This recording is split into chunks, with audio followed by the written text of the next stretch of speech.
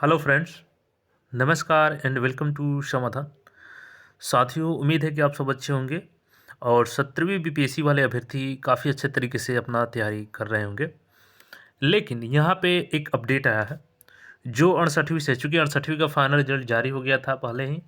और यहाँ पे एक बार फिर से इनका दस्तावेज मांगा गया है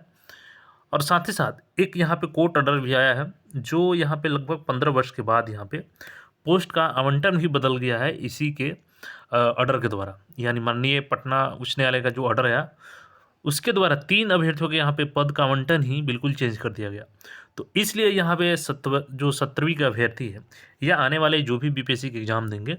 वो सभी सतर्क रहें यहाँ पे, और सावधानी से क्या-क्या आपको यहाँ पे कौन से डॉक्यूमेंट्स सावधानीपूर्वक रखना है ताकि आपको आगे चल के कोई दिक्कत ना हो।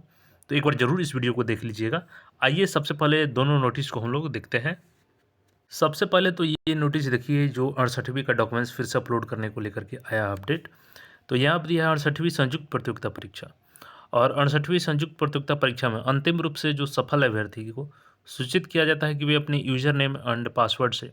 लॉगिन करते हुए डैशबोर्ड पर अपना संबंधित दस्तावेज प्रमाण पत्र दिनांक 2/3 से 5/3 यानी 2 मार्च से 5 मार्च तक आप लोग, यानी कल से 5 मार्च तक आप लोग 100 KB PDF साइज उसका रखिएगा और उसको अपलोड करना है। उसके बाद से यहाँ पे देखेंगे तो प्रमाण पत्र अपलोड करने के उपरांत बिहार लोक सेवा आयोग पटना का वाटरमार्क अंकित दस्तावेज प्रमाण पत्र डाउनलोड किया जा सकता है और यहाँ पे परीक्षा नियंत्रक का साइन किया गया है। तो यानी आपको यहाँ पे डॉक्यूमेंट्स फिर से अपलोड करना है। तो जो भी आने वाले बीपीएससी में सम्मिलित होना चाहते हैं वो लोग अपना जो दस्तावेज है उसको दुरुस्त रखें, उसमें कोई कमी ना रखें, क्योंकि यहाँ पे देख सकते हैं कि एक बार पहले इंटरव्यू से पहले चेक किया जाता है, फिर फाइनल सिलेक्शन के बाद ही मांगा जा रहा है। और यहाँ पे एक और जो निर्णय आया है हाई कोर्ट का, इसको देख करके बिल्कुल आप लोग चौंक जाएंगे और चौंकने वाला खबर ही है ये।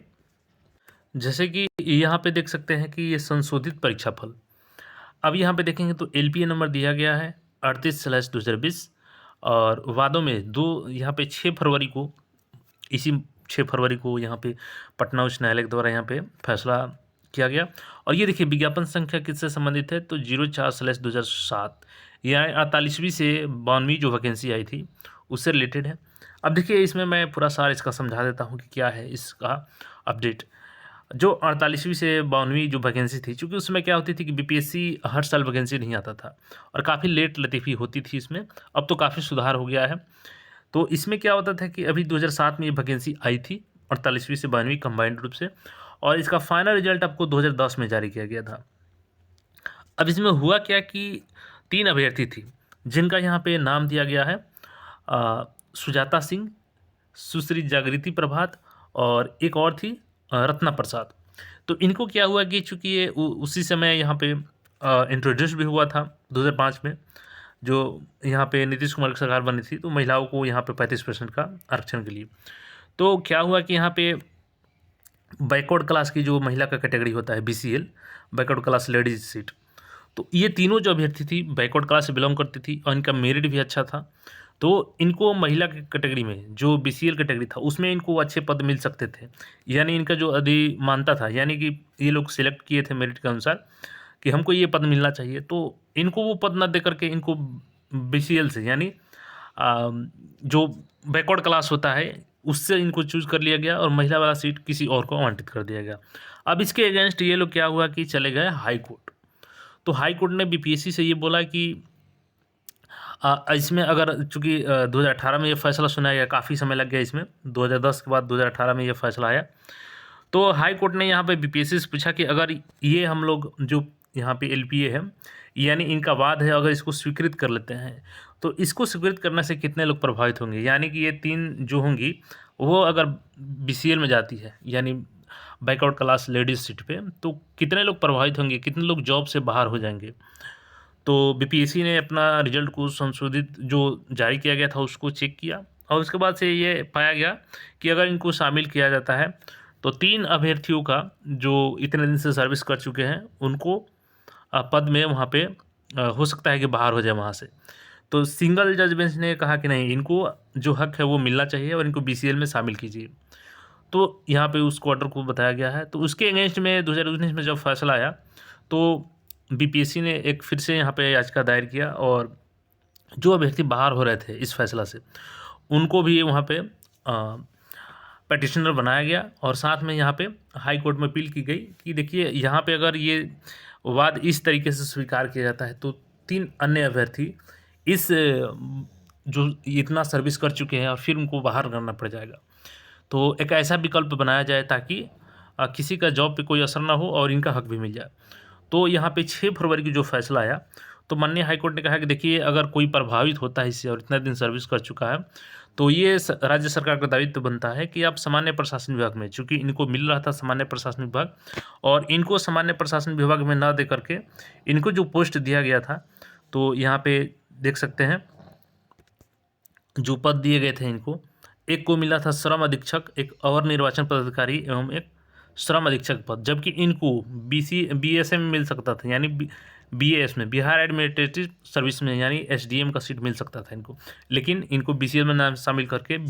बीसी से शामिल कर लिया गया था। तो इसके अगेंस्ट में ये लोग गई थी। तो जब दोबारा यहाँ पे बीपीएससी के द्वारा इसमें बोला गया कि नहीं, अगर ऐसा फैसला होता है तो फिर 3 अभ्यर्थी बाहर हो जाएंगे, तो फिर कोर्ट ने बोला कि ठीक है, तो आप अपने स्तर से यहाँ पे राज्य सरकार को आदेश दिया कि आप 3 नए पद अगर अवेलेबल है तो वहाँ पे इनको कीजिए, या कोई ऐसा पद यहाँ पे कोई पद सृजित कीजिए। तो यहाँ पे 3 जो हैं, रत्ना प्रसाद, जागृति प्रभात और सुजाता सिंह, इनको 15 वर्ष के बाद यहाँ पे देख सकते हैं कि 2024 में इनको बीएएस अलॉट कर दिया गया है फाइनली, यानी बिहार एडमिनिस्ट्रेटिव सर्विसेज इनको मिल गया है, रिवाइज अलॉटमेंट हुआ है। इसके पहले ये लोग अधीक्षक थी, एक श्रम अधीक्षक, एक निर्वाचन पदाधिकारी और एक और यहाँ पे दिया गया है, मैं दिखा देता हूँ एक बार फिर से, श्रम अधीक्षक और निर्वाचन पदाधिकारी और श्रम अधीक्षक, 3